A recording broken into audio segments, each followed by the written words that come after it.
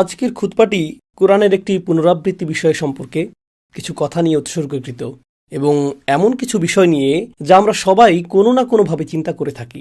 আল্লাহর কিতাব বা আল্লাহর দ্বীন নিয়ে আমরা ভাবি অথবা না ভাবি, এটা এমন কিছু যা আমাদের সকলের মনে সমগ্র জীবন জুড়ে সারাক্ষণই বিদ্যমান। যে পরিভাষাটি আমি আপনাদের সামনে কিছুটা ব্যাখ্যা করতে যাচ্ছি তা হল ফিতনা। এটি কোরআনে অনেকবার বিভিন্ন আঙ্গিকে ব্যবহৃত হয়েছে এবং আমরা একে অপরের সাথেও এটি ব্যবহার করি। এটি একটি বড় ফিতনা, সমাজের মধ্যে কি এক নতুন ফিতনা উদ্ভব হয়েছে, বা তরুণরা অনেক ফিতনার সম্মুখীন হচ্ছে, ইত্যাদি ইত্যাদি ইত্যাদি। তো এই পরিভাষাটি মুসলিম সংস্কৃতির একটি অংশ হয়ে উঠেছে। আমরা এটি সারাক্ষণ ব্যবহার করি। এর অর্থ কি সে সম্পর্কে আমাদের একটি নির্দিষ্ট ধারণা রয়েছে। আমি এই খুতবায় যা করতে চাই তা হল প্রথমে তুলে ধরা যে শব্দটি তার মূল ভাষায় কি অর্থ বহন করে, ইসলাম পূর্ব আরবরা এই শব্দটিকে কিভাবে বুঝত, এবং তারপর আমি তিনটি উপায় তুলে ধরতে চাই যেখানে আল্লাহ এই শব্দটি ব্যবহার করেছেন সামগ্রিকভাবে। যদিও এটি ভিন্ন ভিন্ন অনেক উপায়ে ব্যবহৃত হয়েছে, আপনি যদি সেই সবগুলোকে সংগ্রহ করে শ্রেণীবদ্ধ করার চেষ্টা করেন আপনি তিনটি ধরন পাবেন। এই তিনটি ধরন বুঝলে তা আমাদেরকে আমাদের দ্বীনকে আরো ভালোভাবে বুঝতে এবং আমাদের জীবন ও পরিস্থিতিকে আরো ভালোভাবে বুঝতে সাহায্য করবে। তো আমি শুরু করছি এই শব্দটির আদি অর্থ কি ছিল তা দিয়ে। আরবরা এভাবে শব্দটি ব্যবহার করত, ফাতানা যাহাব। তারা এটি ব্যবহার করত যখন তারা স্বর্ণ বা কোনো ধাতু পরিশোধন করত, কারণ ধাতু দূষিত অবস্থায় থাকতে পারে, এর গভীরে খাদ থাকতে পারে। আর যখন আপনি স্বর্ণ গলিয়ে ফেলেন এবং চরম তাপের নিচে রাখেন তখন গভীরে প্রথিত থাকা সমস্ত দূষণগুলো গলে যেতে শুরু করে। অবশেষে স্বর্ণটি ফিতনা নামক প্রক্রিয়ার মধ্য দিয়ে যায়। আর এ কারণেই যে ব্যক্তি স্বর্ণ নিয়ে এই কাজটি করত তাকে বলা হতো ফাত্তান। তারা এই শব্দটি গাছের পুরো বাকল বা কাঠ বা অন্য কিছুর জন্যও ব্যবহার করত, যা তাদের কিছুটা গলাতে বা কিছুটা গরম করতে হতো যাতে এটিকে সোজা করা যায়। এই প্রক্রিয়াটিকেও ফিতনা প্রক্রিয়া বলা হতো। একইভাবে কাঠমিস্ত্রি বা খোদাইকারী যে কাঠকে পরিবর্তন করে এবং কেটে ফেলে এবং এটিকে সম্পূর্ণ নতুন কিছুতে পরিণত করে তাকে বলা হতো ফাইতান। আর মাফতুন শব্দটি দিনার অর্থাৎ মুদ্রার জন্য ব্যবহৃত হতো, কারণ মুদ্রাগুলোর উপর রাজা বা কোনো একটি দেশের প্রতীক থাকতে হয়। এমনকি এখনো মুদ্রাগুলির উপর এক ধরনের চিত্র থাকে যা সেগুলিতে খোদাই করা হয়, এবং এটি করার জন্য ধাতুকে নির্দিষ্ট ছাঁচের আকৃতি দিতে চরম তাপ বা চরম চাপের প্রয়োজন হয়। আর এ কারণেই এটিকে বলা হয় মাফতুন। খোদাই করা কোনো মুদ্রাকে মাফতুন মুদ্রা বলা হয়। এটি ছিল এই শব্দটির আদি অর্থ। এখান থেকেই ধারণাটি এসেছে। যেহেতু আরবরা তাদের ভাষায় খুবই সমৃদ্ধ, পরীক্ষা অর্থে তাদের অনেক শব্দ রয়েছে। উদাহরণস্বরূপ ইবতিলাহ, ইমতিহান বা ইখতিবার এবং অন্যান্য শব্দও পরীক্ষার জন্য ব্যবহৃত হয়। কিন্তু ফিতনা এমন পরীক্ষার জন্য ব্যবহৃত হয় যা আপনার অভ্যন্তরে গভীরে গিয়ে পুড়িয়ে ফেলে। অথবা ফিতনা হলো এমন একটি পরীক্ষা যা আপনাকে গভীরতম স্তর পর্যন্ত পরীক্ষা করে। এটি একটি গভীর পরীক্ষা, অত্যন্ত গুরুতর একটা পরীক্ষা, এমন পরীক্ষা যা এমনকি পুড়িয়ে দেয়। সেই পরীক্ষায় উত্তীর্ণ হওয়ার জন্য আপনাকে যন্ত্রণার মধ্য দিয়ে যেতে হয়। এই ধরনের পরীক্ষাকে বলা হয় ফিতনা। সুতরাং এটি কোনো ছোট বিষয় নয় যার মধ্য দিয়ে একজন মানুষ যায়, তাই না? আর অবশ্যই আমরা জানি, প্রত্যেক মুসলিম জানে, এই গোটা জীবনটাই একটা পরীক্ষা। এই জীবনের ভালো বিষয়গুলো একটি পরীক্ষা এবং এই জীবনের খারাপ বিষয়গুলোও একটি পরীক্ষা। কিন্তু কিছু পরীক্ষা অন্য পরীক্ষার তুলনায় কঠিনতর। যখন সেই পরীক্ষাগুলো অত্যন্ত কঠিন হয় তখন সেগুলোকে বলা হয় ফিতনা। তো এটা প্রথম বিষয় যা আমি চাই আপনারা উপলব্ধি করুন। দ্বিতীয় বিষয়টি হল, তিন ধরনের ফিতনা রয়েছে যা নিয়ে আল্লাহ কোরআনে কথা বলেছেন। একটি আসে স্বয়ং আল্লাহর পক্ষ থেকে, তিনি বিভিন্নভাবে এ বিষয়ে কথা বলেছেন। তবে এই দুনিয়াতে ফিতনা আসার একটি উপায়, প্রসঙ্গত এই দুনিয়াতে ফিতনা রয়েছে এবং ফিতনা রয়েছে আখিরাতেও। সেই দিন তাদেরকে আগুনের উপর ফিতনায় ফেলা হবে, সেটা হবে বিচার দিবসে। তারা ফিতনার মধ্যে থাকবে। এর মানে কি? ঠিক যেমন আগুন ধাতুর গভীরে জ্বালায় এবং ভেতরের খাদ গলিয়ে দেয়, সেভাবেই আল্লাহ জাহান্নামের অধিবাসীদের ভেতরটা জ্বালিয়ে দেবেন। আর বিচার দিবসের এই অবস্থার জন্য তিনি ফিতনা শব্দটি ব্যবহার করেছেন। কিন্তু আমি এখানে আখিরাতের কথা বলছি না। এই দুনিয়ার পরিপ্রেক্ষিতে ফিতনা হলো তিন প্রকারের, আর এর মধ্যে প্রথমটি হলো আল্লাহ যখন কাউকে ফিতনায় ফেলেন। আপনাদের মনে রাখার জন্য সবচেয়ে সহজ উদাহরণ হলো আল্লাহ মুসা আলাইহিসসালাম সম্পর্কে বলেছেন, যখন মুসা আলাইহিসসালাম পর্বত শিখরে তার সাথে কথা বলেছিলেন, আল্লাহ তাকে বলেছিলেন ওয়াফাতান্নাকা ফুতুনা, আমি তোমাকে বহুবার পরীক্ষা করেছি, আমি তোমাকে বহুবার ফিতনায় ফেলেছি। যখন তিনি জন্মগ্রহণ করেন, সরকারি নির্দেশ ছিল সব শিশুকে হত্যা করা। এমনকি শিশুকালেও তিনি ফিতনায় পড়েছিলেন। তিনি ফিতনায় ছিলেন যখন তিনি এমন একটি ঝুড়িতে ছিলেন যা ডুবে যেতে পারত। তিনি ফিতনায় ছিলেন যখন তাকে ফেরাউনের ঘরে লালন পালন করা হচ্ছিল। তিনি ফিতনায় ছিলেন যখন তাকে মিশর থেকে পালাতে হয়েছিল। তিনি ফিতনায় ছিলেন যখন তিনি মিশরে ফিরতে পারছিলেন না। সুতরাং এই সবই ছিল ফিতনা, যার মধ্য দিয়ে তিনি গিয়েছেন। এই সমস্ত কঠিন পরীক্ষার মধ্য দিয়ে তিনি গিয়েছেন এবং আল্লাহ বর্ণনা করেছেন কিভাবে মুসা আলাইহিসসালামকে ফিতনার মধ্যে ফেলা হয়েছিল। আপনি হয়তো ভাববেন আল্লাহ বিশ্বাসীদের জন্যই এমনটা করেন, কিন্তু আল্লাহ ফেরাউনের ক্ষেত্রেও এর উল্লেখ করেছেন। ওয়ালাকাদ ফাতান্না আলা ফিরআউন, আমি ফেরাউনের লোকবল এবং ফেরাউনের বংশধরদেরও ফিতনায় ফেলেছিলাম। সুতরাং এখন আমরা শিখছি আল্লাহ যখন কোনো ফিতনা ঘটান, তিনি শুধু ইমানদারদের জন্য তা করেন না, আবার শুধু কাফিরদের জন্যও তা করেন না। এটা সবার জন্য, যে কাউকেই ফিতনার মধ্যে ফেলা হতে পারে। আর এই কারণেই আমরা কোরআনে পাই, ফিতনাতুক তুসিবুহা মান তাশা তুসিবু বিহা মান তাশা ইন হিয়া ইল্লা ফিতনাতুক তুসিবু বিহা মান তাশা। মুসা আলাইহিস সালাম এক পর্যায়ে আল্লাহকে একথাও বলেছিলেন, এটা আপনার ফিতনা, আপনি যাকে ইচ্ছা আপনার ফিতনা দ্বারা আঘাত করতে পারেন। আপনি যাকে ইচ্ছা আপনার ফিতনা দ্বারা আঘাত করতে পারেন। সুতরাং মুসলিমরা এই জীবনের অসুবিধা, সংকট বা পরীক্ষা নিয়ে অতি সরলীকৃত ধারণা রাখে না। তাই আমরা বলি না কিভাবে ভালো মানুষেরা কষ্টে থাকে আর কিভাবে খারাপ মানুষেরা আরামে এসে থাকে। এটা আমার বুঝে আসে না। যারা এমন কথা বলে তারা নিশ্চয়ই কোরআন অধ্যয়ন করেনি। যারা এমন কথা বলে তারা এটা শেখেনি। লাকাদ খালাকনাল ইনসানা ফি কাবাদ, কারণ আল্লাহ শুরু থেকেই এটা স্পষ্ট করে দিয়েছেন যে ফিতনা ঘটবেই এবং ওয়াত্তাকু ফিতনাতান লা তুসিবান্না আল্লাযিনা যালামু মিনকুম খাসা।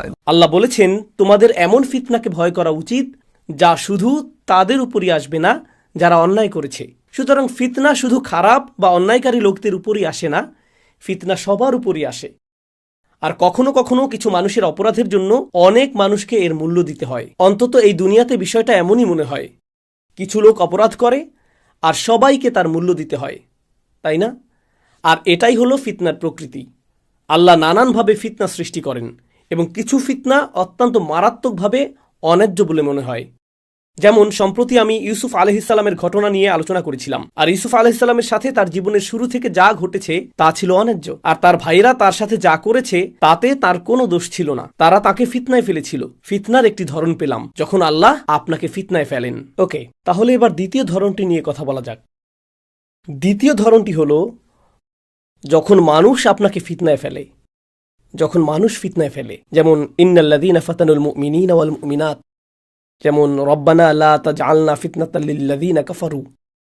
যখন মানুষ আপনাকে কষ্টে ফেলে, যখন মানুষ ঈমানদারদেরকে নির্যাতন করে, যখন মানুষ ঈমানদারদেরকে আক্রমণ করে, যখন মানুষ অন্যায় করে, যখন মানুষ অন্যের উপর জুলুম করে, কুরআনে বর্ণিত এটি হলো দ্বিতীয় প্রকারের ফিতনা।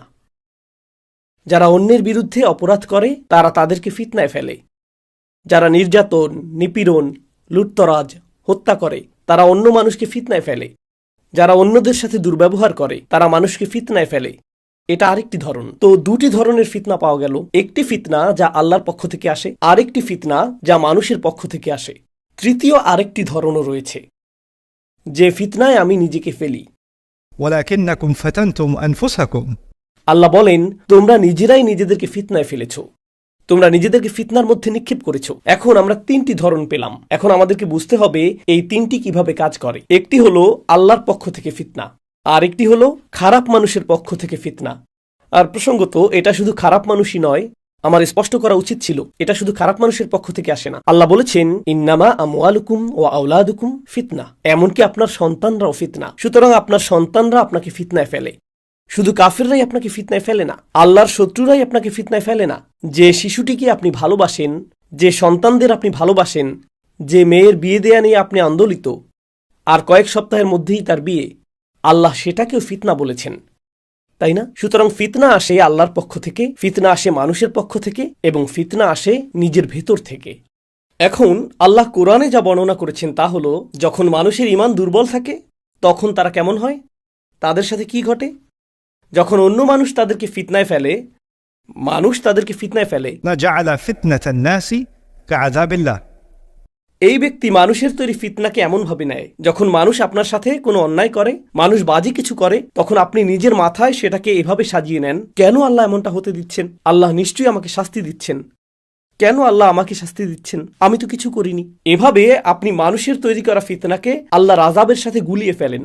এই খুতবার বাকি অর্ধাংশে আমার উদ্দেশ্য হলো এটা সঠিকভাবে বোঝার চেষ্টা করা। আল্লাহ এই পরিভাষাটি সম্পর্কে আমাদের কি জানাতে চান এবং আমরা যে পরীক্ষা ও প্রতিকূলতার মধ্য দিয়ে যাই তার কথা চিন্তা করে কিভাবে আমাদের জীবনকে অতিবাহিত করা উচিত। অবশ্যই এখানে উপস্থিত সকলেই জানেন আল্লাহর ইচ্ছা ছাড়া কোনো কিছুই ঘটে না।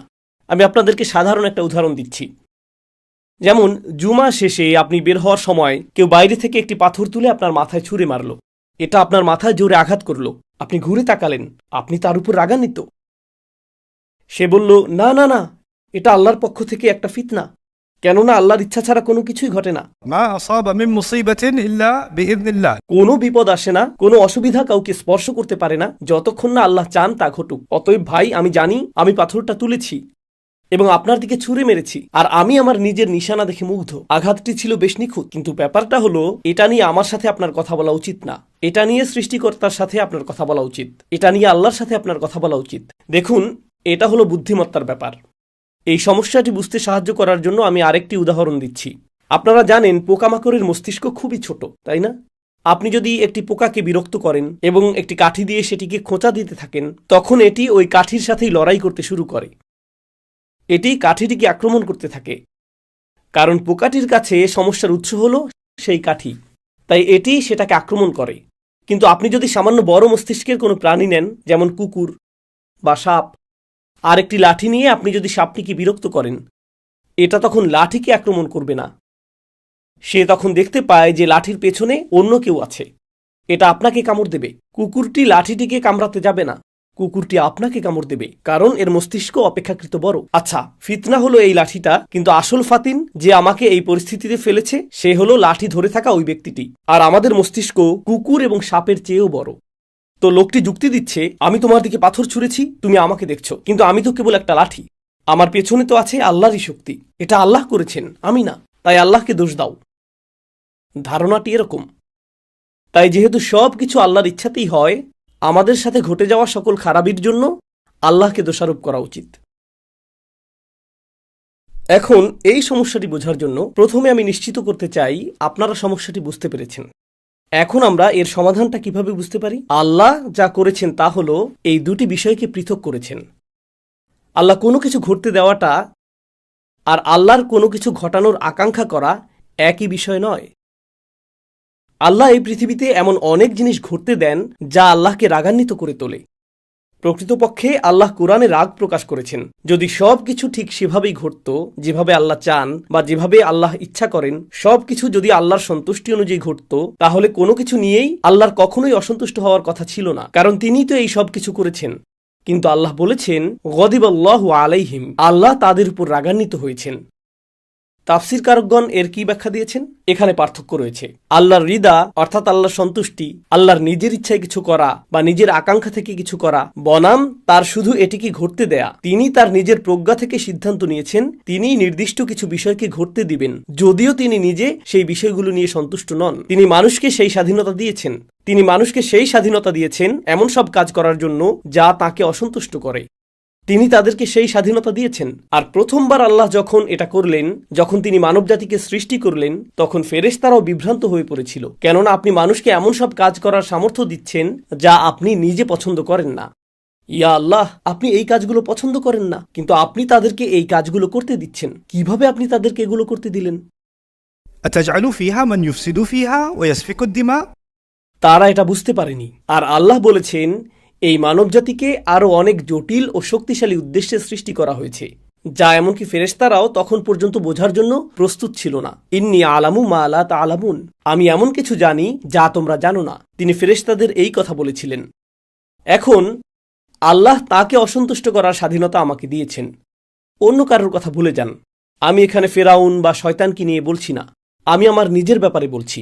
আর আমাদের প্রত্যেকেরই নিজেকে নিয়ে ভাবা উচিত। আল্লাহ আমাকে তার অবাধ্য হওয়ার ক্ষমতা দিয়েছেন।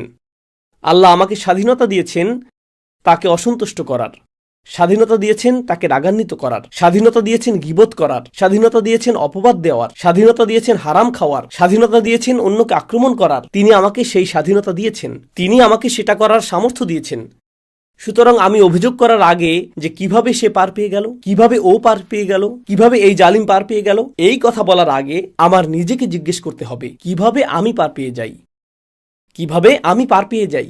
এই কিছুদিন আগেই বিশ্বে যা ঘটছে এই বিষয়ে একজনের সাথে আমার কথা হয়েছিল। আর আমরা সবাই জানি গাজায় কি ঘটছে। আল্লাহ গাজার মুসলিমদের সাহায্য করুন এবং শহীদদেরকে জান্নাত নসিব করুন আর তাদের পরিবারগুলোতে সবর দান করুন এবং আমাদেরকে সেই ধরনের তাওয়াক্কুল ও ইমানের এক বিন্দু হলেও দান করুন যা এই মানুষগুলো প্রদর্শন করেছে এবং তাদেরকে বিজয় দান করুন।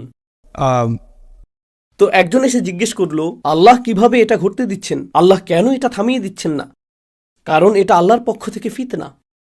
কেন আল্লাহ এটা থামিয়ে দিচ্ছেন না? তাহলে বিষয়টা দাঁড়াচ্ছে, চলুন এটা নিয়ে যুক্তিসঙ্গতভাবে ভাবা যাক। আপনি যদি চান আল্লাহ এটা থামিয়ে দিন, যদি চান আল্লাহ হস্তক্ষেপ করুন, তাহলে আপনি আর আমি যখন অবাধ্য হই আল্লাহর কি হস্তক্ষেপ করা উচিত না? আপনি ঠিক কোথায় সীমা টানবেন? না, যদি তারা মানুষ হত্যা করে তবে আল্লাহর থামানো উচিত, কিন্তু তারা চুরি করলে সেটা তেমন খারাপ না, তখন আল্লাহর হস্তক্ষেপ না করলেও চলবে। অথবা আপনি যদি মিথ্যা বলেন তখন না না না আমার জিহ্বাকে সত্য বলতে বাধ্য করা যাবে না, না না অতটা নিয়ন্ত্রণ না, কিন্তু নির্দিষ্ট সীমার পর আল্লাহর বিষয়গুলো থামিয়ে দেওয়া উচিত। আল্লাহ মানুষকে এই পৃথিবীতে পাঠিয়েছেন এবং তিনি তাদেরকে একে অপরের জন্য ফিতনায় পরিণত হওয়ার অনুমতি দিয়েছেন। আল্লাহ তাদের একে অপরের জন্য ফিতনা হতে দিয়েছেন।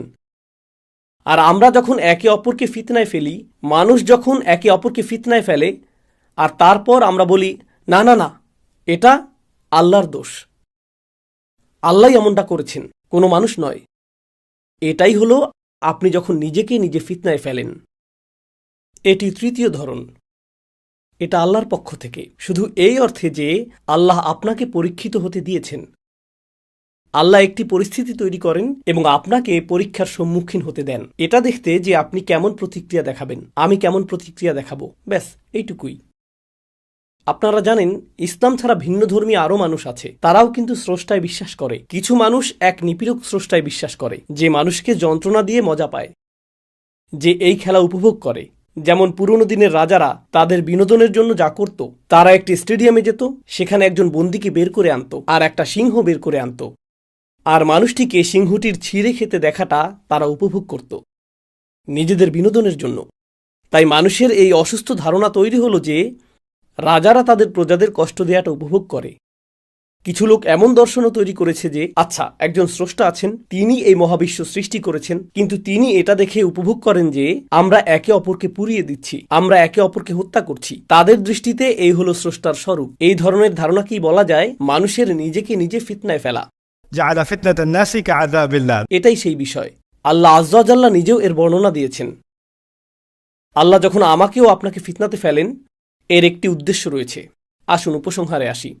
আল্লাহ যে আমাকে ফিতনাতে ফেলেছেন এটা বোঝার সঠিক পদ্ধতি কি? যদি কেউ আমার টাকা চুরি করে তবে সেই ব্যক্তি আমাকে ফিতনাতে ফেলেছে, কিন্তু আল্লাহ এটা হতে দিয়েছেন, আল্লাহ এটা ঘটার অনুমতি দিয়েছেন। সুতরাং চূড়ান্ত প্রশ্নটি হলো, কেন আল্লাহ এটি ঘটার অনুমতি দিলেন? দুটি কারণ। আল্লাহ সেই চোরকে পরীক্ষা করেছেন এবং আল্লাহ আমাকেও পরীক্ষা করেছেন। আর সেই লোকটি ইতিমধ্যেই ব্যর্থ, কারণ সে চুরি করেছে। এখন যে অংশটি বাকি তা হলো আমি কি করতে যাচ্ছি, আমি এই পরীক্ষায় পাশ করব নাকি করব না। কারণ এখানে দুটি ভিন্ন পরীক্ষা চলছে। জালিম তার নিজের পরীক্ষা দিচ্ছে, মজলুম তার নিজের পরীক্ষা দিচ্ছে। তাদের দুজনকেই পরীক্ষা করা হচ্ছে। জালিম ইতিমধ্যেই ব্যর্থ হয়েছে, কারণ সে আল্লাহর ইচ্ছার বিরুদ্ধে কাজ করেছে। কিন্তু যার উপর অন্যায় করা হয়েছে, এখন তাকে সিদ্ধান্ত নিতে হবে যে সে কিভাবে প্রতিক্রিয়া দেখাবে। সে কি আল্লাহর ইচ্ছা অনুযায়ী প্রতিক্রিয়া দেখাবে নাকি আল্লাহর ইচ্ছার বিরুদ্ধে প্রতিক্রিয়া দেখাবে? সে কি বলবে এটা থেকে আমি কি শিখতে পারি? যুক্তিসঙ্গতভাবে আমি কিভাবে এর জবাব দিব, যার অনুমতি আল্লাহ আমাকে দিয়েছেন? এটা কি স্বয়ং আল্লাহর সাথে আমার সম্পর্ককে প্রভাবিত করবে নাকি করবে না? আর মানুষের মধ্যে এই সমস্যা তৈরি হয় যে তারা তাদের সংকটকালের জন্য আল্লাহকে দোষারোপ করতে চায়। আমি আপনাদের বলছি, আল্লাহ এটাকে আমাদের ফিতরার মধ্যে ফেলে দিয়েছেন।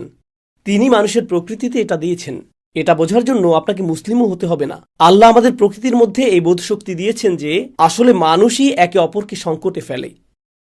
আপনি যদি এখন আপনার গাড়ি চালাতেন আর কেউ আপনাকে পেছন থেকে ধাক্কা দিত, আল্লাহ আপনাকে রক্ষা করুন, কিন্তু এমনটা ঘটলে কেউ পেছন থেকে ধাক্কা দিলে সাথে সাথে আপনি বলেন না ইয়া আল্লাহ মা হাযিহিল ফিতনা।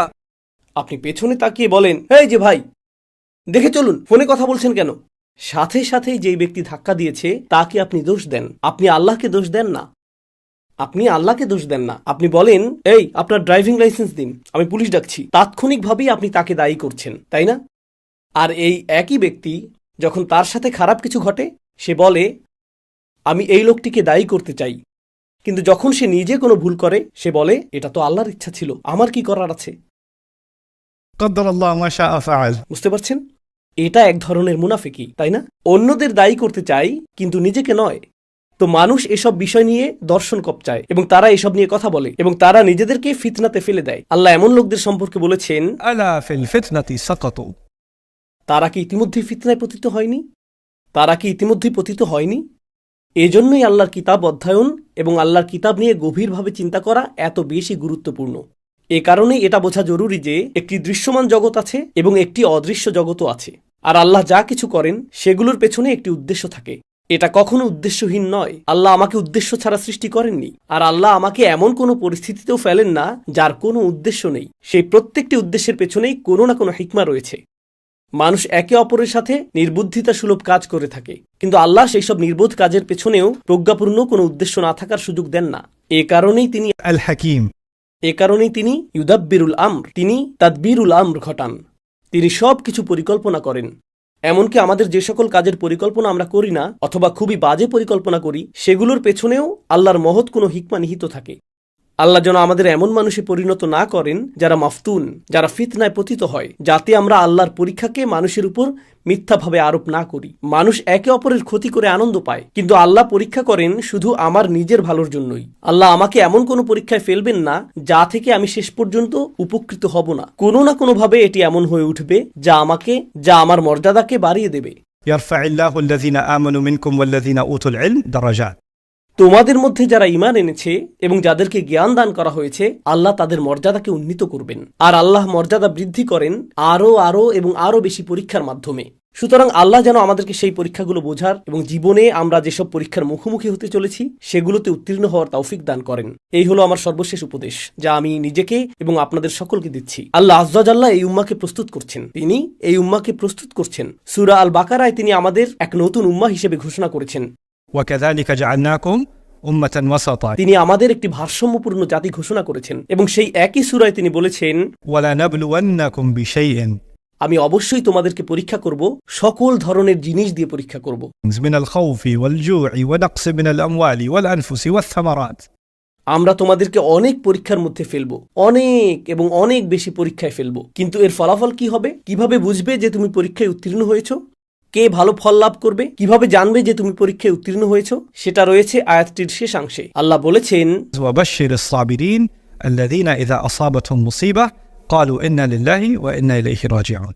অভিনন্দন তাদের যারা পরীক্ষায় উত্তীর্ণ হয়েছে। অভিনন্দন সেই সব মানুষদের যারা সবর অবলম্বন করতে পারে। আর সবর বলতে কি বোঝায়? সেই সব মানুষ যখনই কোনো অসুবিধা বা যে কোনো বিপদ, যে কোনো পরীক্ষা তাদেরকে আঘাত করে, তারা বলে আমরা আল্লাহর জন্য এবং আমাদেরকে আল্লাহর কাছেই ফিরে যেতে হবে।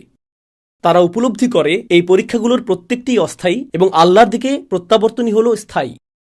অস্থায়ী কষ্ট, স্থায়ী পুরস্কার। ঠিক আপনার ও আমার মতো আমাদেরও অস্থায়ী কষ্ট আছে। কোনো ছাত্রের পরীক্ষা আসন্ন, পড়াশোনা বেশ কঠিন, অস্থায়ী কষ্ট, দীর্ঘমেয়াদী সুবিধা। আপনি যদি ব্যবসায়ী হন, কিছু মানুষ খুচরা ব্যবসা করে, সেখানে ব্ল্যাক ফ্রাইডে অথবা শয়তান থার্সডে এরকম যাই থাকুক, বিক্রয়ের এরকম উপলক্ষ আসে আর কাজের অনেক চাপ থাকে। এর জন্য মাথা ব্যথাও অনেক, কর্মচারী সংক্রান্ত অনেক সমস্যা থাকে, ব্যবসায়িক অনেক সমস্যা থাকে, নিরাপত্তা সংক্রান্ত সমস্যা থাকে, এই সব কিছুই থাকে। তবুও আপনি এত পরিশ্রম করছেন। দীর্ঘমেয়াদী সুফল, যে পরিমাণ অর্থ আসে তা আসলেই বেশ ভালো। সুতরাং যখনই দীর্ঘমেয়াদী কোনো সুবিধা থাকে, আপনাকে প্রথমে কষ্টের মধ্য দিয়ে যেতে হয়। আর ইমানদাররা এটা উপলব্ধি করে তাদের গোটা জীবনের প্রেক্ষিতে। আল্লাহ আমাকে একটি স্বল্পমেয়াদী কষ্টের মধ্যে ফেলবেন, তারপর আরেকটি, এমনকি এটি যদি আজীবনের অসুস্থতাও হয়, এমনকি সেই জীবনব্যাপী অসুস্থতাও একটি স্বল্পমেয়াদী কষ্ট, দীর্ঘমেয়াদী সেই সুবিধার তুলনায় যা সামনে আসছে। আর এই উপলব্ধিটি তারা এখান থেকে পায়। ইন্না লিল্লাহি ওয়া ইন্না ইলাইহি রাজিউন। আমরা আল্লাহর জন্য এবং একমাত্র আল্লাহর কাছেই আমরা ফিরে যাব। আল্লাহ আমাদের সকলকে তাদের অন্তর্ভুক্ত করুন যারা সকল পরীক্ষায় উত্তীর্ণ হয়। বারাকাল্লাহু লি ওয়া লাকুম ফিল কুরআনিল হাকিম ওয়া নাফা'নি ওয়া ইয়্যাকুম বিল আয়াতি ওয়াজ যিকরিল হাকিম।